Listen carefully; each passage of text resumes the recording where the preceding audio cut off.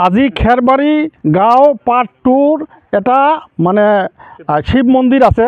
শিৱ মন্দিৰটো বহুত দিনেৰ পুৰানা, কমসে কম মানে 100 বছৰেৰ পুৰানা শিৱ মন্দিৰ।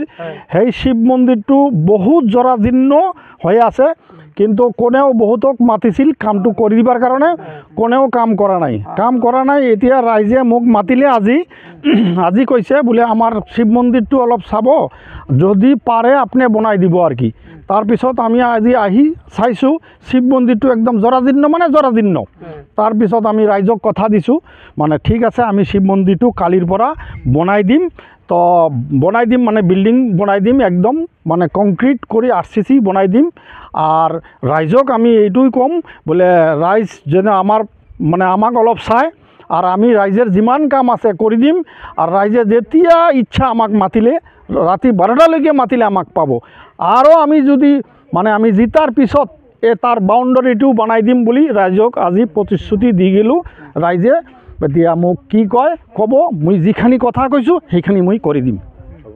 কুমার দেবনাথ স্যার ইয়াত আসছে আমার মন্দিরখান অনুষ্ঠান করে দিব।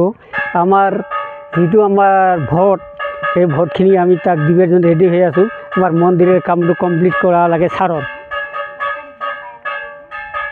খেরবাড়ি গড় শিব মন্দির কি বনাই আছে নাকি?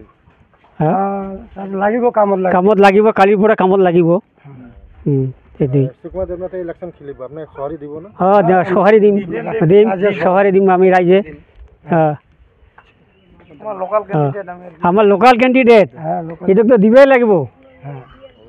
মন্দিৰত সুকুমাৰ দেবনাথ আহিছে আৰু আমাকে শিৱ মন্দিৰৰ কামত, আৰু আমিও মাতি লৈ আহিছোঁ ৰাইজে। অহাৰ পিছত আমাৰ কামখিনি কৰি দিব। আৰু আমিও ৰাইজে আশা কৰোঁ যিখিনি আমাৰ ভোট আছে আমি সম্পূৰ্ণ দেওয়াৰ কাৰণত আমি ৰেডি হয়ে আছি।